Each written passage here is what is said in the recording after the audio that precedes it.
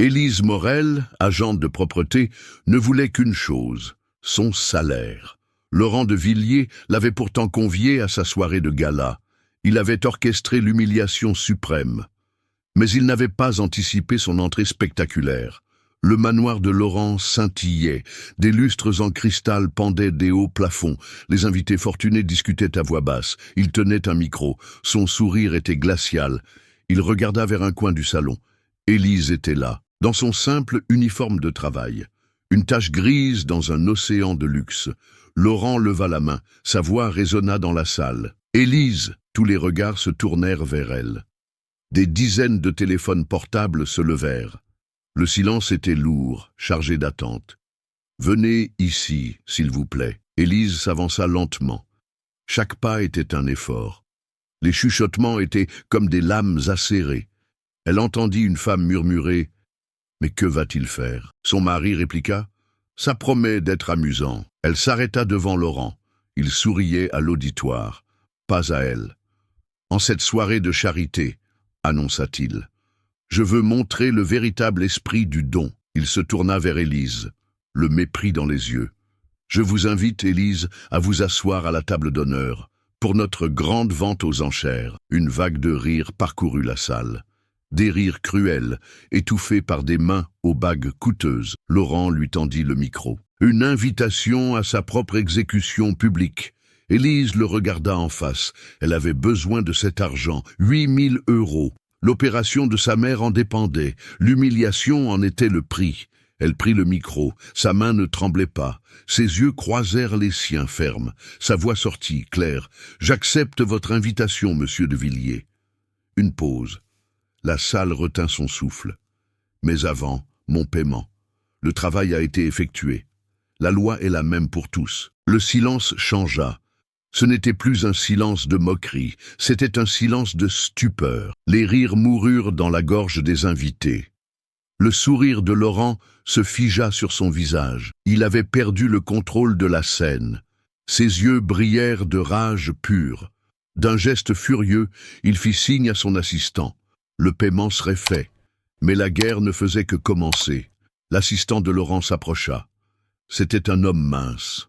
Son visage était sans expression. Il tendit une enveloppe à Élise. « Votre paiement !» dit-il. La voix était basse, froide. Élise prit l'enveloppe. Le papier était épais. L'argent était à l'intérieur. Elle ne compta pas. Elle sentit juste le poids de sa victoire et de son humiliation. L'assistant tourna les talons et partit. Élise resta seule au milieu de la salle. Un instant. Les regards la brûlaient encore. Elle se retourna et marcha, loin de la scène, loin de Laurent. Elle trouva une porte, un couloir de service. Le silence. Elle s'appuya contre le mur froid, ouvrit l'enveloppe. L'argent était là, des billets neufs, sans odeur, le prix de sa dignité. Une envie de pleurer la submergea, de crier, de fuir. Elle attrapa son téléphone portable. L'écran s'alluma. La photo de sa mère, souriante. Un sourire fatigué mais plein d'espoir. L'opération était la semaine suivante. Élise inspira profondément. Elle se souvint des paroles de son père. « Ils peuvent tout te prendre, ma fille, sauf qui tu es. » Elle regarda au bout du couloir. Il y avait une petite pièce, un vestiaire pour le personnel. Près de la porte, un sac simple, le sac qu'elle avait apporté. Personne ne l'avait remarqué. Elle s'avança. Une décision était prise. Laurent de Villiers voulait un spectacle. Il allait avoir un spectacle. La vente aux enchères caritatives commença. Laurent était sur scène. Il était le maître de cérémonie. Il rayonnait. Baigné par les lumières, il faisait des blagues. Le public riait. Il vendit une montre en or, une voiture de luxe, un voyage à Paris. L'argent récolté grimpait.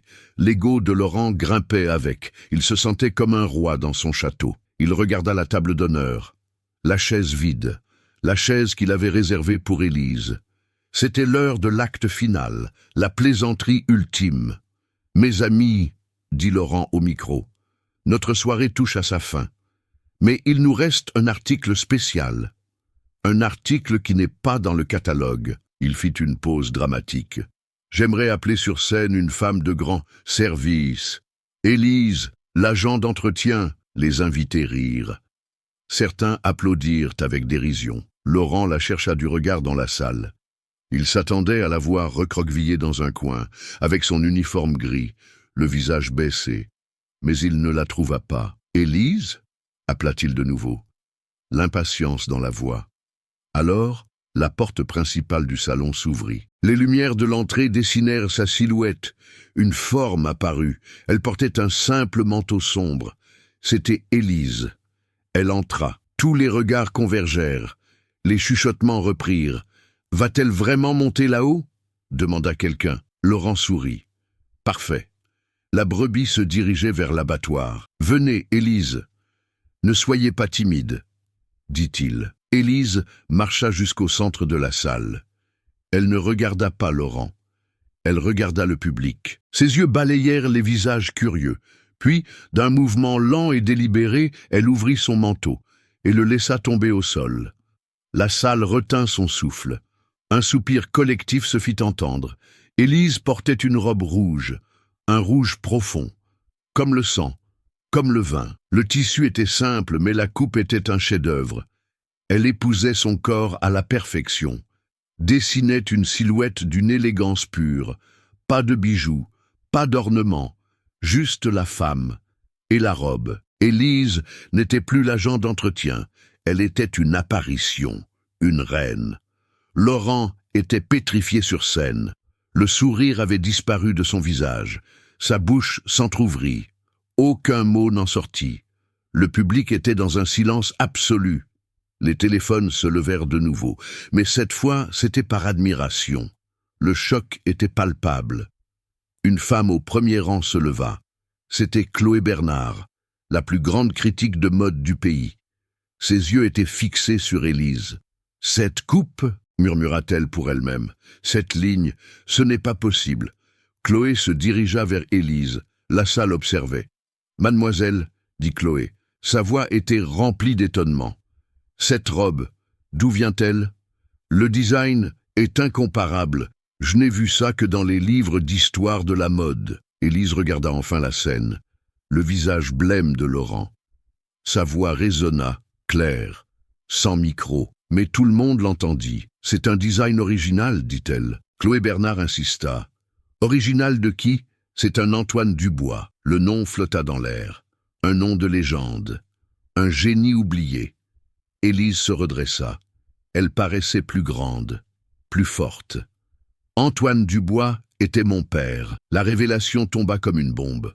Laurent fit un pas en arrière. Il trébucha. Chloé Bernard porta la main à sa bouche. « Mon Dieu !» Le public explosa en murmures. L'histoire avait changé. Le pouvoir avait changé de camp. L'agent d'entretien humilié était la fille d'un génie. La plaisanterie de Laurent était devenue sa propre tragédie. Il tenta de parler. Bégaya. Le commissaire-priseur essaya de reprendre le contrôle. Personne ne prêtait attention. Tous les yeux étaient sur Élise et sur la critique de mode qui la regardait maintenant avec révérence. Laurent s'éloigna du micro. Il agrippa le bras de son assistant. Sa voix était un poison sourd, un sifflement de fureur. Découvrez tout sur elle, sur son père. « Ah, je vais détruire cette histoire. Je vais la finir. » La fête était terminée. Les invités partirent. Leurs chuchotements résonnaient dans le manoir vide. Laurent de Villiers n'était plus dans le salon. Il était dans son bureau, une pièce sombre, lambrissée de bois. Le seul son était celui des glaçons heurtant un verre de whisky. Il lança le verre contre le mur. Le cristal vola en éclats. Le liquide tacha le bois poli. Sa respiration était lourde. Ses poings étaient serrés. L'image de la robe rouge brûlait dans son esprit. L'image du visage d'Élise, calme, victorieux. Il prit le téléphone, appuya sur un bouton. Son équipe de crise répondit à la première sonnerie. « Réunion », ordonna-t-il. « Avocat, enquêteur, médias. Je veux tout. Maintenant. » Le lendemain matin, la chasse commença. Un détective privé, un homme nommé Rousseau, fut engagé. Rousseau était efficace, discret, cher. Il plongea dans les archives de la ville. Il trouva le passé d'Antoine Dubois, le célèbre tailleur, le génie des ciseaux. Il trouva aussi la faillite, les dettes, l'hôpital, la longue maladie qui avait tout consumé. Il trouva le nom d'Élise, son école publique, ses emplois, la société de nettoyage, le petit appartement, la mère malade, les factures médicales, le désespoir. Rousseau compila le tout dans un dossier à couverture noire. Il le remit à Laurent en silence. Laurent lut chaque page. Un sourire lent et cruel se dessina sur ses lèvres. Il ne voyait pas une tragédie. Il voyait des munitions. Il voyait l'histoire qu'il voulait raconter. Il reprit le téléphone, appela un nom, Julien Picard. Picard était journaliste, propriétaire d'un blog à scandale, un blog lu par des millions, un vautour numérique. Ils se rencontrèrent dans un restaurant cher et vide. Laurent ne mangea pas, il parla seulement. « J'ai une histoire pour toi, Julien. Une histoire sur une arnaqueuse. » Julien écouta. Ses petits yeux brillaient de cupidité. Une enveloppe épaisse changea de main sous la table. « L'histoire que tu publies, dit Laurent, est celle qui devient la vérité. » 2 jours plus tard, la bombe explosa. Le blog de Julien Picard publia l'article en une. Le titre était énorme. Cruel. Cendrillon agent d'entretien ou escroc professionnel. La photo d'Élise à l'événement était à côté d'une photo de sa modeste maison. L'article était une œuvre de démolition. Il qualifiait Antoine Dubois de « talent raté ». Il insinuait que la robe était une copie bon marché. Il accusait Élise d'avoir orchestré la scène, un piège, une tentative d'extorquer de l'argent à un philanthrope généreux. L'article citait des sources anonymes, des amis inquiets. C'étaient tous des mensonges, mais ils sonnaient vrais. Internet réagit comme un essaim. La section des commentaires du blog se remplit de haine. Je le savais. C'était trop beau pour être vrai. Ces gens feraient n'importe quoi pour de l'argent. Mbam, pauvre monsieur de Villiers, toujours si bon. Quelques voix tentèrent de défendre Élise. Elles étaient rares. Noyé par la marée de cynisme, le tribunal de l'opinion publique avait rendu son verdict coupable. Élise sentit l'impact au travail. Elle arriva à la société de nettoyage, propreté éclatante. Ses collègues arrêtèrent de parler quand elle entra. Ils la regardaient de travers, chuchotaient. Le téléphone dans sa poche vibrait sans cesse. Notifications. Message. Elle n'avait pas besoin de lire pour savoir. Le monde la jugeait. Son superviseur, M. Lambert, l'appela dans son bureau. C'était un homme d'âge mûr, fatigué. Il ne la regarda pas dans les yeux. Il montra l'écran de son ordinateur. Le blog de Picard était ouvert. « Élise, commença-t-il, j'ai reçu un appel important. » Il s'éclaircit la gorge. Le malaise était visible. Laurent de Villiers est un client de notre siège social. Un très gros client. Il n'est pas content. Élise comprit. Le sol se déroba sous ses pieds. Ce n'était pas une question de vérité. C'était une question de pouvoir. « Il veut que je vous licencie, » dit Lambert. La voix presque un murmure. « Élise, j'ai des enfants. Un prêt immobilier. Je ne peux pas perdre mon emploi. » La menace était claire. Sa vie était en train d'être démantelée, pièce par pièce, par un homme qu'elle avait humilié un instant. Elle se sentit petite, impuissante. La femme à la robe rouge avait disparu. L'agent d'entretien effrayé était de retour. Elle sortit du bureau, sans un mot. Elle prit ses affaires, rentra chez elle. L'appartement était silencieux. Sa mère dormait dans la chambre, le sommeil des médicaments. Élise s'assit à la petite table de la cuisine. L'article était ouvert sur son téléphone. Les mots la coupaient, les accusations, le mépris. Laurent était en train de gagner. Il détruisait son nom. Il lui prenait son travail. Il lui prenait la seule chose que son père lui avait laissée, son héritage. Les larmes vinrent, silencieuses, chaudes. Elle pensa à abandonner, à disparaître, changer de ville, redevenir invisible.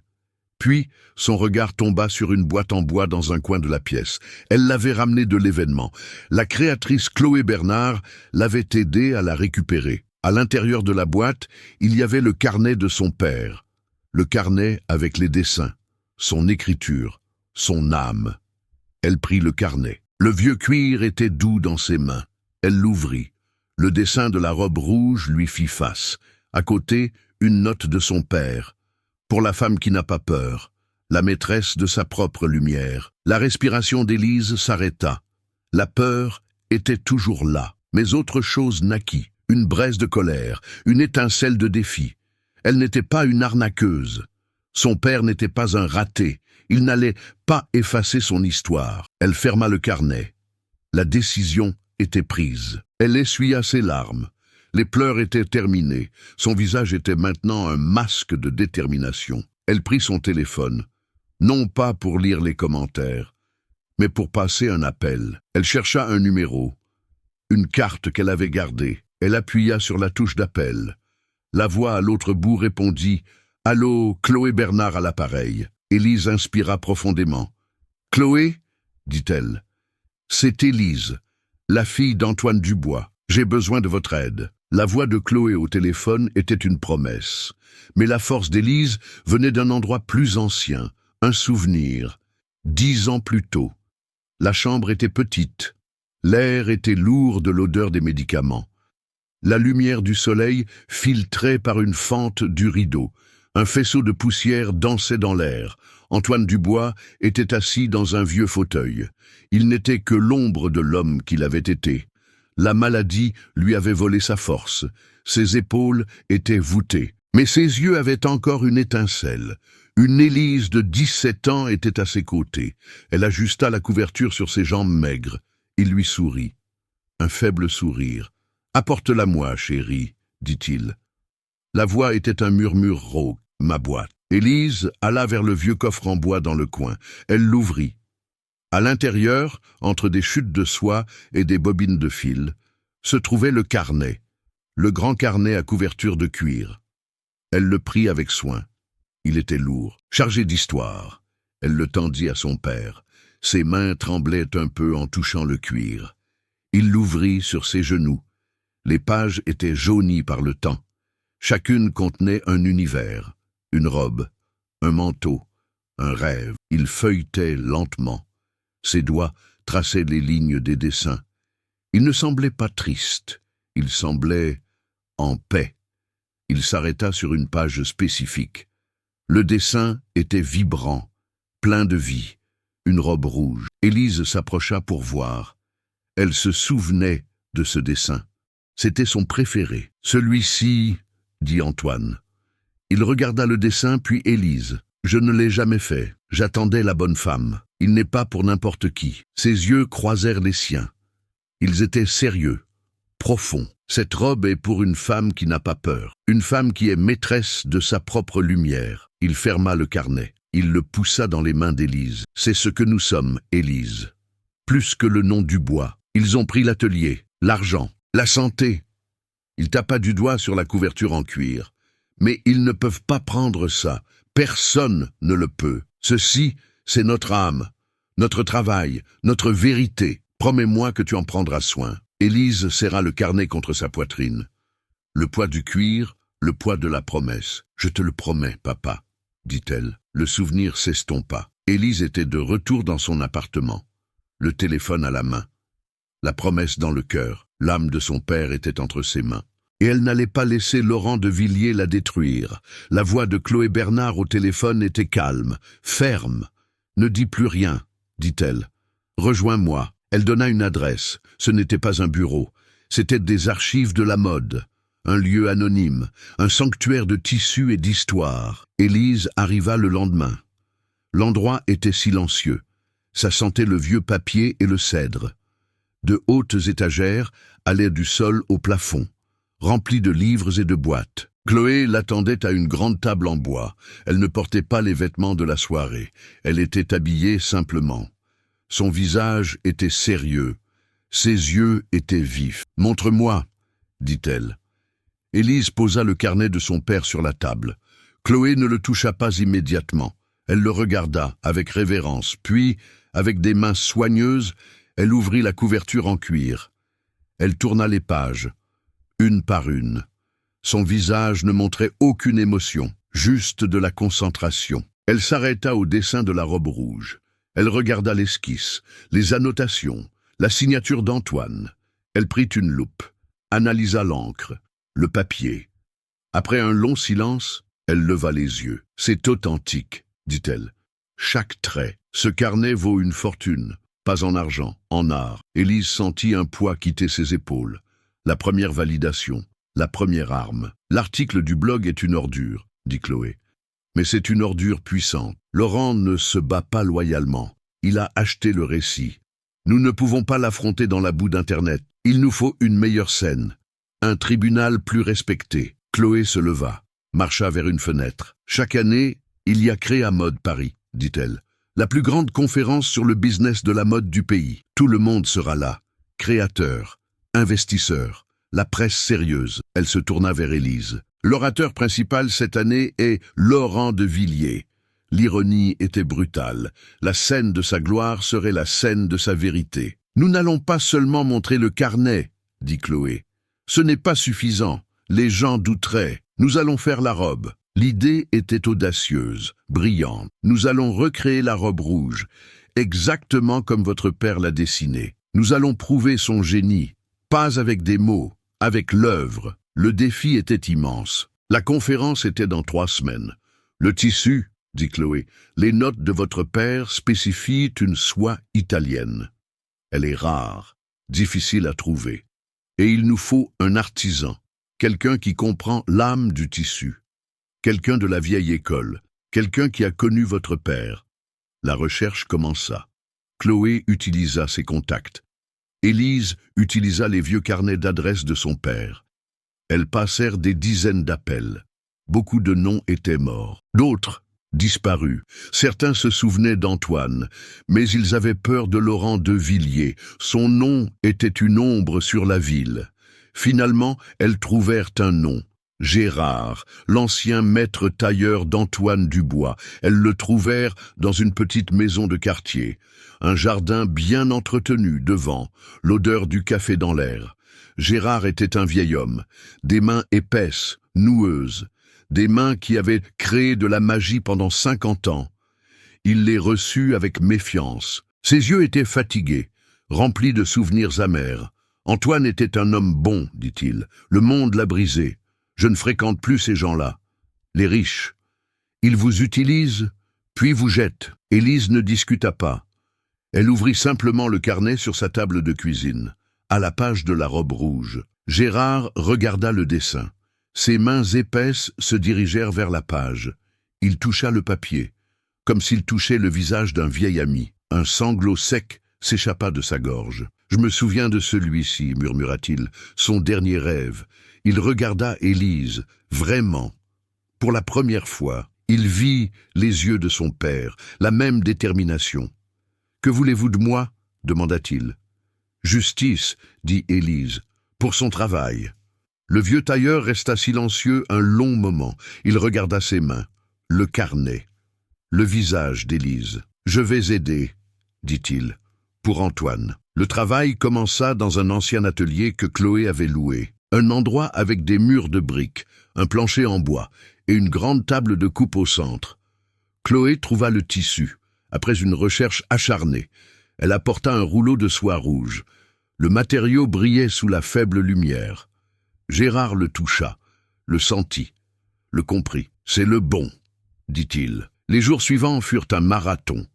Gérard travaillait avec une précision hypnotique. Les ciseaux glissaient sur le tissu. Un son net. Parfait.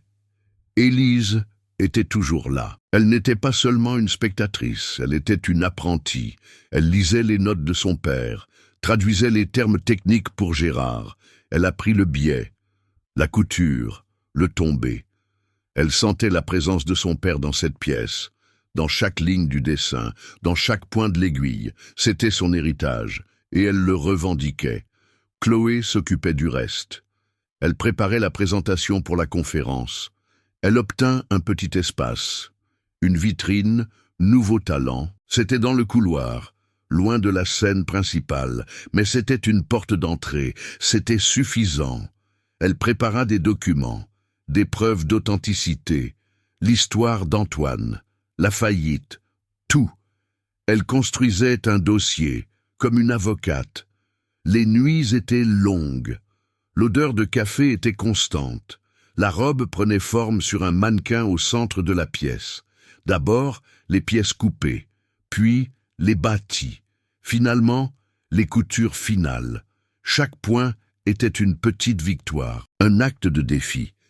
Une semaine avant la conférence, elle fut prête. Gérard fit le dernier point, coupa le fil. Il recula. La robe rouge était là. Ce n'était pas une copie, c'était une résurrection. Parfaite, vivante, puissante. Élise toucha le tissu. C'était doux, fort. Dans cette robe, il y avait le génie de son père, le savoir-faire de Gérard, la stratégie de Chloé et son propre courage. Ils regardèrent le chef-d'œuvre. Fatigués, fiers, sur la petite télé de l'atelier, passait une nouvelle. L'image de Laurent de Villiers apparut à l'écran. Il souriait. L'hôte de Créamode Paris. Le titre à l'écran disait « Le magnate qui investit dans l'avenir de la mode ». Élise regarda la télé, puis la robe. L'avenir était arrivé, et elle était prête. La conférence Créamode Paris approchait. Une semaine, puis 5 jours, puis 3. Chloé Bernard commença à déplacer ses pions sur l'échiquier. Elle ne lança pas une attaque frontale, sa stratégie était subtile. Elle contacta un vieil ami, le rédacteur en chef d'un magazine de design. Elle ne parla pas d'Élise ou de Laurent, elle parla d'une redécouverte, d'un trésor oublié. Le nom d'Antoine Dubois. Un petit article fut publié, discret, élégant. Le titre était « Fragment d'un génie perdu ». L'article montrait 2 croquis du carnet d'Antoine, pas la robe rouge. D'autres, un manteau d'hiver, une jupe en soie. Le texte parlait de sa coupe innovante, de sa vision. Aucune mention d'Élise, aucune mention du scandale. Juste de l'art, pur. L'article fut une allumette dans un champ de poudre. La communauté de la mode remarqua. Les blogueurs de design commencèrent à écrire. Les historiens de la mode exhumèrent de vieilles archives. Le nom d'Antoine Dubois recommença à circuler. Dans les conversations, sur les forums en ligne, une question commença à se former. Qu'a-t-il créé d'autre? Où est le reste de son travail? La curiosité était une vague montante. Chloé avait préparé le terrain. À l'atelier, la préparation d'Élise était intense. Gérard ne lui apprenait pas seulement à coudre, il lui apprenait à voir, à comprendre l'architecture d'un vêtement. « Ton père ne faisait pas de robe », disait le vieux maître. Il construisait des maisons pour le corps. Élise étudiait chaque note, chaque mesure. Elle apprit à parler du tissu, du tombé, du mouvement. Elle n'apprenait pas un texte par cœur. Elle absorbait l'héritage de son père. Sa confiance grandissait chaque jour. La jeune fille effrayée du salon de réception disparaissait. Une gardienne émergeait. Laurent de Villiers sentit le changement dans l'air. Il lisait les articles. Il voyait les publications. Son nom n'y était pas, mais il sentait la menace. C'était comme un tonnerre lointain. Son histoire de l'agent d'entretien arnaqueuse perdait de sa force. Une nouvelle histoire, plus élégante, prenait sa place. La colère le consumait, une colère froide, calculatrice. Il appela Rousseau, son enquêteur. La réunion fut brève, les ordres furent clairs. « J'ai payé pour que ce problème disparaisse », dit Laurent. Il n'a pas disparu. Il grandit. Découvrez ce qu'elle prépare. Chaque détail. Je veux savoir où elle respire. La surveillance commença. Une voiture banalisée se gara dans la rue de l'atelier. Une autre suivit Chloé de son bureau à son domicile. Ils mirent les téléphones sur écoute, piratèrent les emails. Ils étaient professionnels, invisibles. Ils découvrirent pour Créamode Paris, pour le petit espace dans le couloir, la vitrine Nouveau Talent. Ils photographièrent la robe transportée dans une boîte spéciale. Rousseau monta un nouveau dossier, avec des photos, des plans de la conférence, des horaires. Il le posa sur le bureau de Laurent. Laurent regarda les photos. La photo de la robe rouge, parfaite, réelle. La photo d'Élise. Son visage n'était plus celui de la peur. C'était celui de la détermination. Il comprit. Elle ne se cachait pas. Elles amenaient la guerre dans son château. Sa première réaction fut une impulsion de pouvoir brut. « Annulez leur espace !» cria-t-il à son assistant. L'assistant hésita. « Monsieur, Le contrat est au nom de Chloé Bernard. Annuler maintenant sans motif créerait un scandale. Elle l'utiliserait contre nous. Laurent s'arrêta. Il respira profondément. La force brute ne fonctionnerait pas. Il lui fallait une arme plus tranchante. La loi. Il se souvint de l'histoire qu'il avait créée. La fraude. Il lui fallait une preuve, une fausse preuve. Il donna de nouveaux ordres à Rousseau. Trouvez un parent d'Antoine Dubois. N'importe qui. Un cousin éloigné, un neveu, quelqu'un qui aime l'argent. Rousseau trouva. Un cousin au 2e degré d'Antoine, un homme aigri, criblé de dettes. Les avocats de Laurent rédigèrent une déclaration sous serment. Un document rempli de mensonges complexes. Il y était dit qu'Antoine, dans ces dernières années, avait vendu les droits de tous ses dessins, y compris la robe rouge, à une société écran aux îles Caïmans.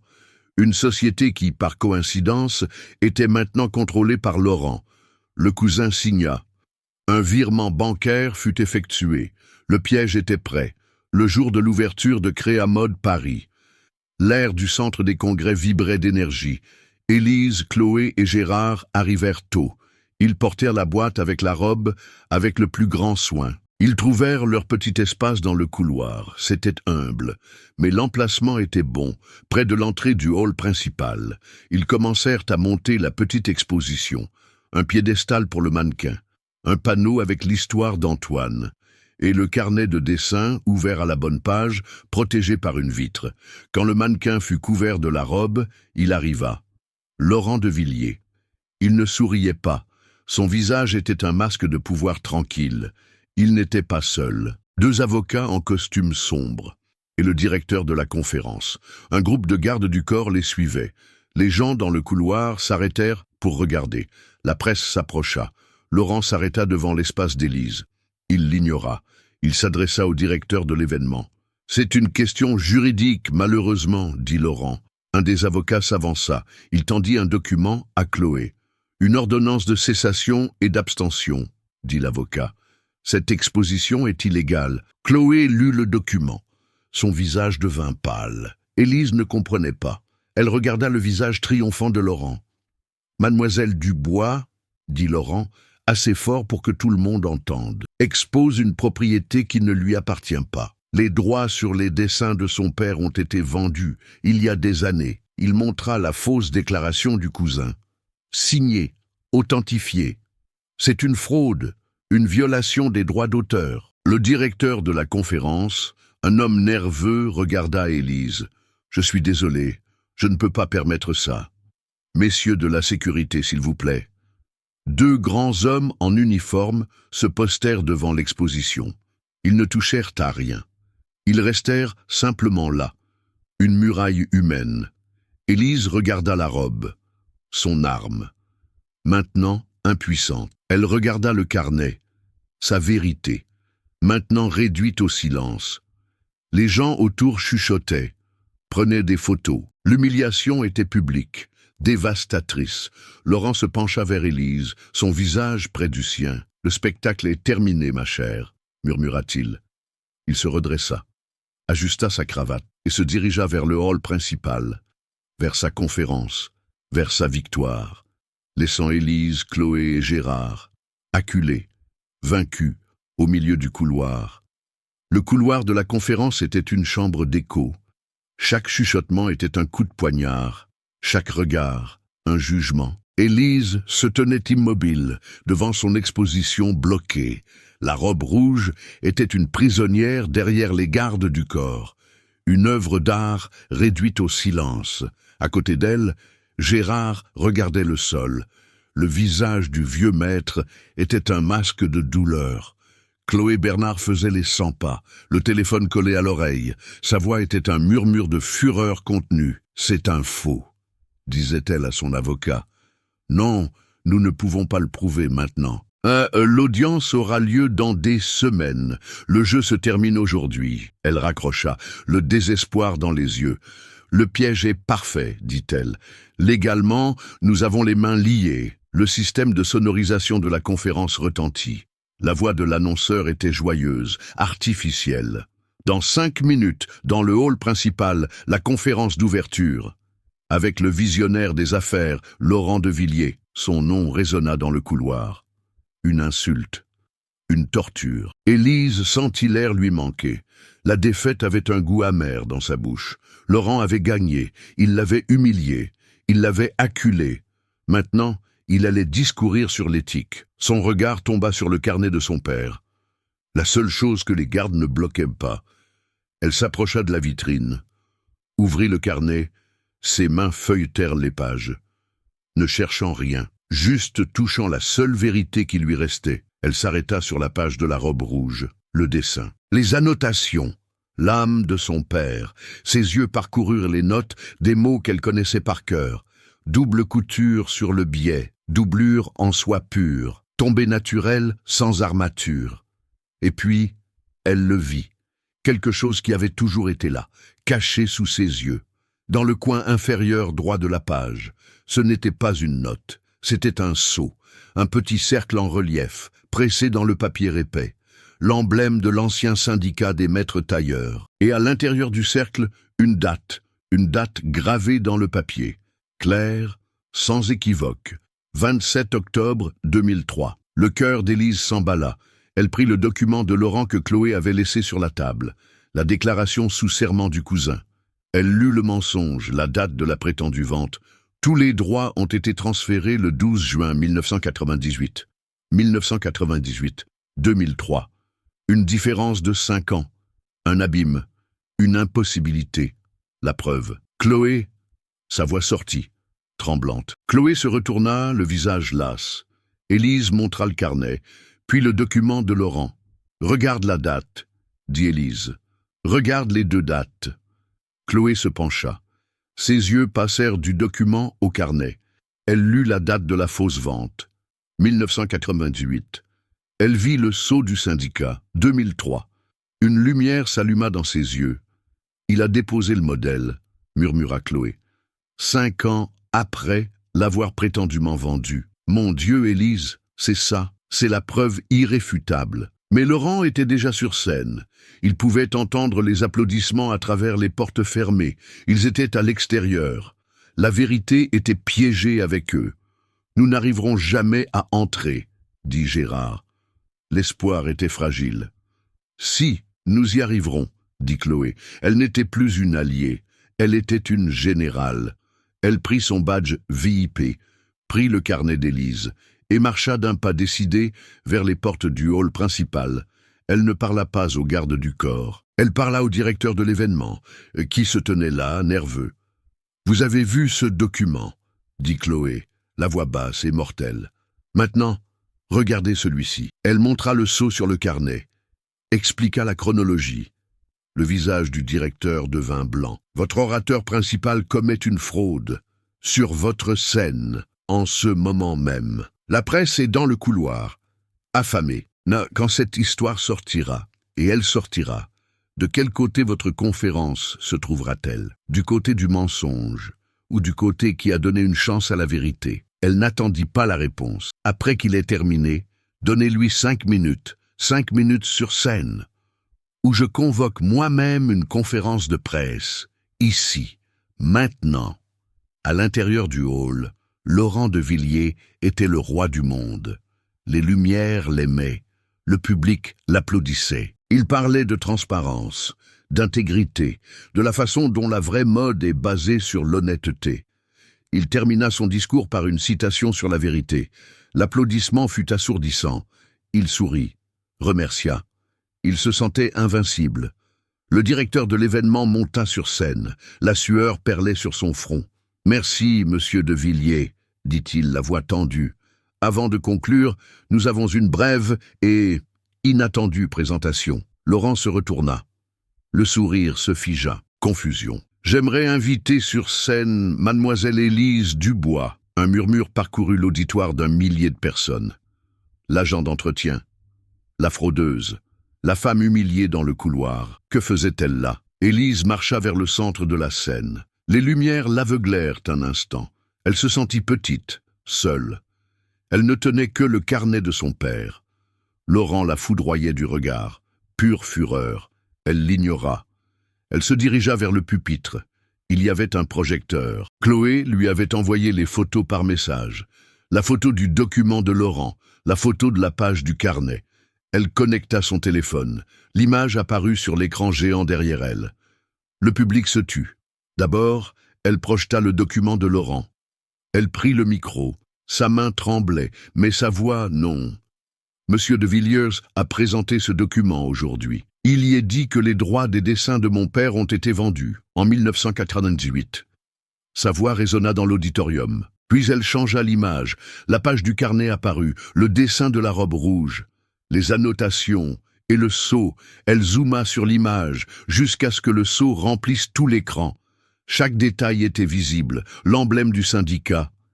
Et la date, 27 octobre 2003. Ceci, dit Élise, la voix gagnant en force, est le sceau d'enregistrement officiel du syndicat des maîtres tailleurs. Il prouve que mon père, Antoine Dubois, a enregistré ce dessin comme sa propriété intellectuelle. En 2003, elle fit une pause, laissa le silence faire son travail. Ma question est simple. Comment mon père aurait-il pu enregistrer un dessin qu'il ne possédait plus? Comment a-t-il pu le faire 5 ans après l'avoir prétendument vendu? Le silence dans la salle était total, absolu. Ce n'était plus un silence de curiosité, c'était un silence de compréhension, de choc. La logique était un marteau, la vérité était un clou. Le mensonge de Laurent était exposé, brisé en 1000 morceaux, devant toute l'industrie, sur un écran de 10 mètres de haut. Laurent regarda l'écran, puis Élise. La couleur quitta son visage, le roi était nu. Il ouvrit la bouche pour parler, pour crier, pour nier. Aucun son ne sortit, juste un hoquet. La preuve était irréfutable, et tout l'auditoire était témoin. Le silence dans l'auditorium se brisa. Ce ne fut pas un applaudissement. Ce fut un son plus profond. Un murmure collectif, le son d'un millier d'esprits changeant d'avis en même temps. Le son de la chute d'un roi. Laurent de Villiers était figé sur scène. L'image du sceau de 2003 planait derrière lui. Une pierre tombale numérique. Il essaya de parler. Sa bouche bougea. Les mots ne vinrent pas. Il regarda vers la cabine de son, fit un geste pour qu'on coupe l'image.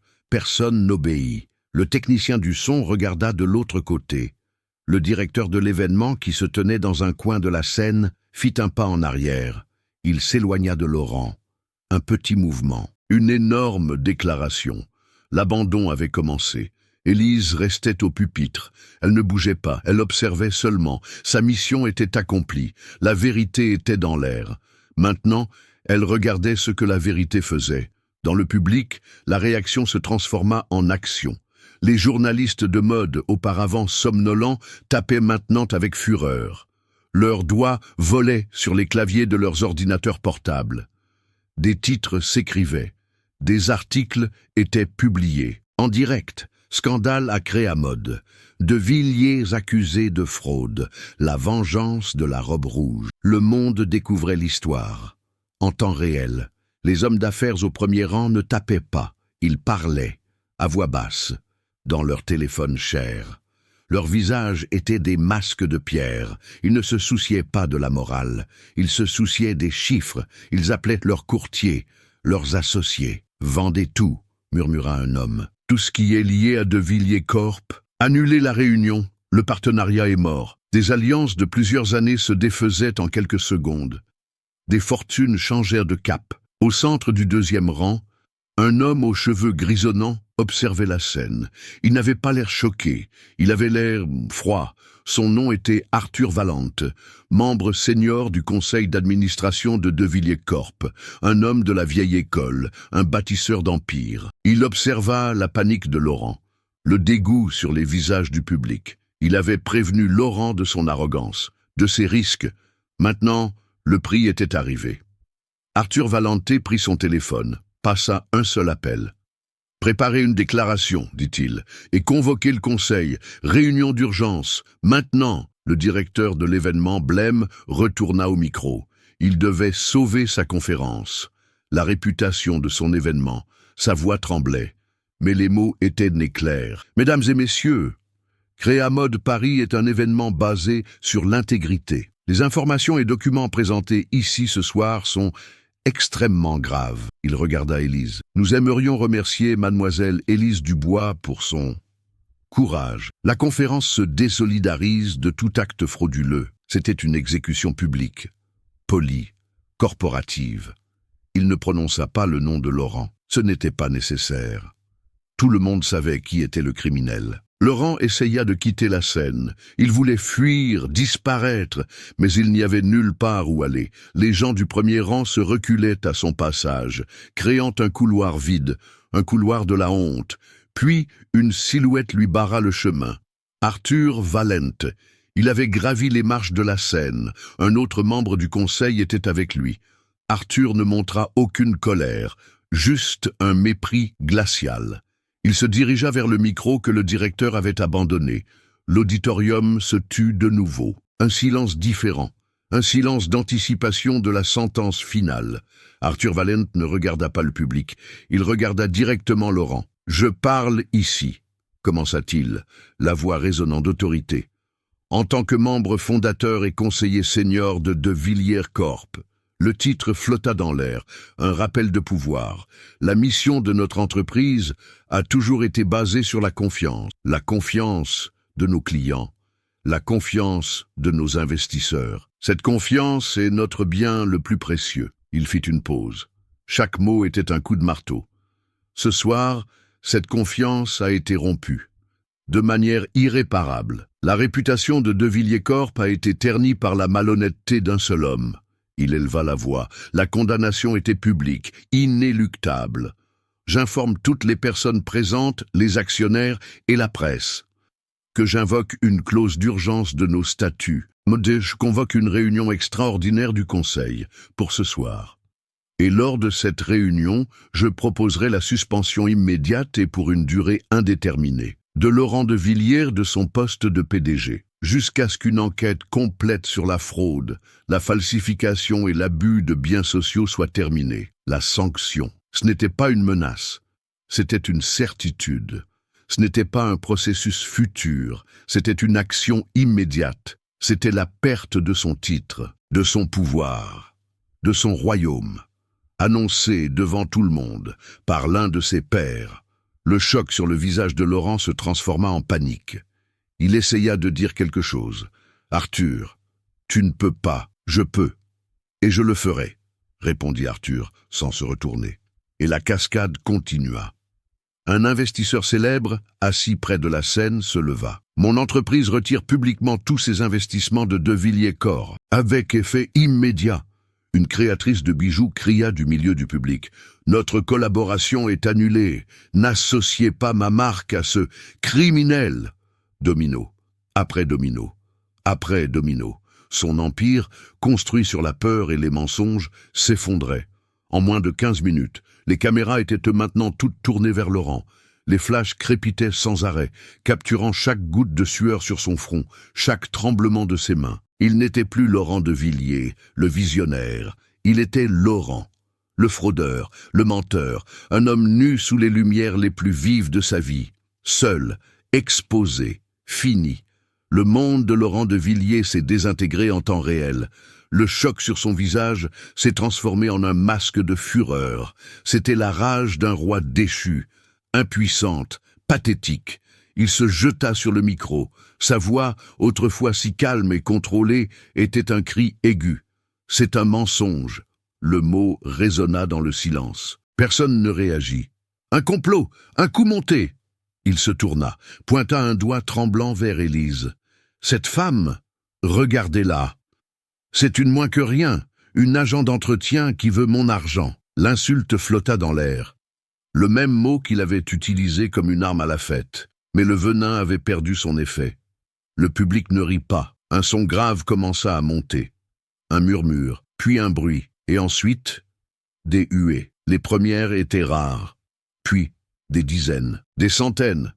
Un mur de son qui s'écrasa contre lui. Le son du mépris public. Laurent regarda la foule. Il chercha un visage amical, un regard de soutien. Il n'en trouva aucun. Il vit les visages qui le flattaient, les politiciens qu'il finançait, les artistes qu'il sponsorisait. Tous le dévisageaient avec froideur ou avec honte. Il était seul, complètement seul. Les journalistes s'avancèrent. Comme une meute, ils criaient des questions. « Monsieur de Villiers, le document du cousin était un faux. Allez-vous démissionner ce soir? Quelles sont les autres fraudes de votre entreprise ?» Les questions étaient des couteaux, découpant les restes de sa dignité. Arthur Valente fit un signe. Un discret hochement de tête au chef de la sécurité. 2 hommes en uniforme commencèrent à monter sur scène, les mêmes hommes qui avaient bloqué l'exposition d'Élise. L'ironie était brutale. Les gardiens de son mensonge étaient maintenant ses geôliers. Laurent les vit arriver. La panique s'empara de lui. Il s'agrippa au pupitre en acrylique, ses doigts blancs. « Ne me touchez pas !» cria-t-il, la voix stridente. « Vous ne savez pas qui je suis Laurent de Villiers. » Le nom n'avait plus de pouvoir. Ce n'était qu'un nom, le nom d'un menteur. Les gardes l'atteignirent. Ils ne furent pas violents, ils furent efficaces. L'un lui tint le bras droit, l'autre le gauche. Ils l'arrachèrent du pupitre avec une force calme. Sa dernière résistance fut faible. Il fut escorté hors de la scène. L'homme le plus puissant de la salle, maintenant un prisonnier. La marche de la honte fut longue. Les flashs des caméras explosaient sur son visage. Chaque flash, une petite torture. Il essaya de couvrir son visage avec sa main, le geste d'un criminel, d'un homme coupable. Les huées le suivirent à chaque pas, jusqu'à ce qu'il disparaisse par une porte latérale. Et le bruit cessa. Sur scène, Élise observait tout. Le silence qui suivit le départ de Laurent était lourd. La tempête était passée. Puis, un son brisa le silence. Une seule paire de mains qui applaudissait. Élise se retourna. C'était Chloé Bernard. Elle était debout au premier rang, regardant Élise, applaudissant lentement, fortement. À côté d'elle, Gérard se leva aussi. Les larmes coulaient sur le visage du vieux maître. Il applaudissait. Le son se propagea. Une autre personne se leva, puis 10 de plus, puis 100, comme une vague. Tout l'auditorium se mit debout, les 1000 personnes, et les applaudissements explosèrent. Ce n'était pas un applaudissement poli, c'était un rugissement, un son de catharsis, de justice, d'admiration. Ils n'applaudissaient pas le spectacle, ils applaudissaient Élise, son courage, son intelligence, sa résilience, l'agent d'entretien, la fille, la femme qui a fait tomber un géant. Élise resta immobile, le son l'enveloppa. Elle regarda les visages dans la foule. Elle vit du respect. Elle vit de l'inspiration, la validation que Laurent avait essayé de lui voler. Le public la lui rendait, 1000 fois plus forte. À ce moment, sous les lumières vives. Elle n'était pas l'héritière d'Antoine Dubois. Elle était Élise, la maîtresse de sa propre lumière. Le son des applaudissements diminua. Il ne disparut pas. Il se transforma simplement en un bourdonnement d'admiration. Élise se tenait sur la scène. La chaleur des lumières sur son visage. Elle respira profondément. L'air semblait différent, plus léger. Chloé et Gérard gravirent les marches. Chloé la serra dans ses bras en premier. Une étreinte forte, rapide. « Tu as réussi », murmura-t-elle. Gérard s'approcha. Ses vieux yeux brillaient de larmes. Il ne la serra pas dans ses bras. Il lui prit juste les mains. Ses mains, à lui, étaient rugueuses, les siennes, douces. « Ton père a vu ça, » dit-il, la voix brisée. « D'où il est, il a vu. Il sourit, ma petite. » Élise sentit un nœud se défaire dans sa poitrine. « Nous avons réussi, Gérard, » dit-elle. « Nous 3. » Le directeur de la conférence s'approcha d'eux. Son visage était un mélange de soulagement et de honte. Il tendit la main à Élise. « Mademoiselle Dubois, » dit-il, « je n'ai pas de mots. Ce qui s'est passé dans le couloir était impardonnable. Au nom de Créamode Paris, je vous présente mes plus sincères excuses. » Il se tourna vers son équipe. « Je veux que cette exposition soit démontée du couloir, maintenant, et remontée dans le hall principal, à l'entrée, à la place de la voiture de luxe de Villiers Corp. » L'ordre était un acte de réparation, un symbole. L'héritage de Dubois prendrait la place de l'arrogance de Villiers. La dignité était physiquement restaurée. Une foule commença à se former autour d'eux en coulisses. Ce n'était pas une foule hostile. C'était une foule d'admirateurs. Des journalistes sérieux s'approchèrent, avec des enregistreurs, avec respect. Mademoiselle Dubois, quelle est votre prochaine étape? Prévoyez-vous de poursuivre Laurent de Villiers? Chloé s'avança, prit le contrôle. Mademoiselle Dubois et la nouvelle Fondation Dubois donneront une conférence de presse demain, annonça-t-elle. Aujourd'hui, elle célèbre la mémoire de son père. Les mots transformèrent Élise d'une victime à la directrice d'une fondation. Son statut changea sous les yeux de tous. De jeunes étudiants en mode s'approchèrent, leurs yeux brillaient. Ils regardaient Élise comme une héroïne. « Votre père est une inspiration », dit une jeune fille. « Où pouvons-nous voir plus de son travail ?» demanda un jeune homme. Élise sourit. Un sourire sincère, fatigué. « Bientôt, dit-elle, je vous le promets. » Puis, Arthur Valente s'approcha. Le conseiller de Villiers-Corp, l'homme qui avait porté le coup de grâce. La foule s'écarta pour lui. Il s'arrêta devant Élise, inclina la tête. Un geste de respect, venant d'un titan de l'industrie. « Mademoiselle Dubois », dit-il, la voix grave, « au nom du conseil d'administration de Villiers-Corp, je vous demande pardon. Les actions de Laurent de Villiers ont été un déshonneur pour notre entreprise. Et une terrible injustice à la mémoire de votre père. » Il regarda le carnet qu'elle tenait toujours. « Le travail d'un homme est son héritage. C'est sacré. Ce que vous avez fait aujourd'hui était un acte de courage, mais aussi d'honneur. Vous nous avez rappelé ce qui compte vraiment. La validation était complète. L'ennemi n'était pas l'entreprise. C'était l'homme. Et l'entreprise, maintenant, s'inclinait devant elle. L'assistant de Laurent apparut au bord du cercle de personnes. Le même homme mince, au visage sans expression. Mais maintenant, ses épaules étaient affaissées. Ses yeux fixés au sol. Il s'approcha d'Élise. Il portait une mallette en cuir. Il l'ouvrit. À l'intérieur, il y avait un chèque. « Monsieur de Villiers, » commença-t-il. La voix était faible. « Il m'a demandé de vous remettre ceci. C'est un geste, des excuses, et une offre pour régler cette affaire. » Chloé regarda le chèque. Le montant était astronomique, des zéros et encore des zéros, assez pour acheter le silence, assez pour résoudre tous les problèmes d'Élise, pour toujours. L'histoire avait commencé pour de l'argent, 8 000 € pour l'opération de sa mère. Maintenant, des millions étaient devant elle, la tentation finale, le test final. Élise regarda le chèque, le papier, les chiffres. Elle pensa à sa mère, aux factures, à la vie difficile. Puis, elle pensa à son père, au carnet, à la robe rouge, à la promesse qu'elle avait faite. Elle leva les yeux, fixa l'assistant. Sa voix était calme, sans colère, juste une certitude d'acier. « Dites à votre patron, » commença-t-elle, « que la dignité de mon père n'est pas à vendre, et la mienne non plus. » Elle ne toucha pas le chèque, ne le regarda plus. Elle tourna le dos à l'argent et au passé. L'assistant resta là, le chèque à la main. Un symbole inutile du pouvoir que Laurent n'avait plus. Plus tard, dans le hall principal, l'exposition était installée. La robe rouge, sur son mannequin, était le centre de l'attention. Elle était sous un projecteur, une œuvre d'art. Le carnet était dans une vitrine. Ouvert à la page du dessin, une foule se pressait pour voir. Il parlait d'un ton révérencieux. La coupe est parfaite. Un génie, c'était un vrai génie. Le nom d'Antoine Dubois était de nouveau vivant. Honoré, Élise observait de loin. Avec Gérard et Chloé à ses côtés, le sentiment n'était pas l'euphorie, c'était la paix. Un cercle se refermait. Elle prit son téléphone, compisa un numéro. « Maman ?» dit-elle. « C'est moi ?»« Élise ? Oui, tout va bien. Tout est parfait. J'ai l'argent pour ton opération, ne t'inquiète plus pour ça. » Elle fit une pause, regarda la robe. « Et maman ? Papa serait très fier de nous aujourd'hui. » Elle entendit la voix émue de sa mère à l'autre bout. Élise sourit. La dette était payée. L'honneur était restauré. La vraie richesse, comprit-elle. C'était ça.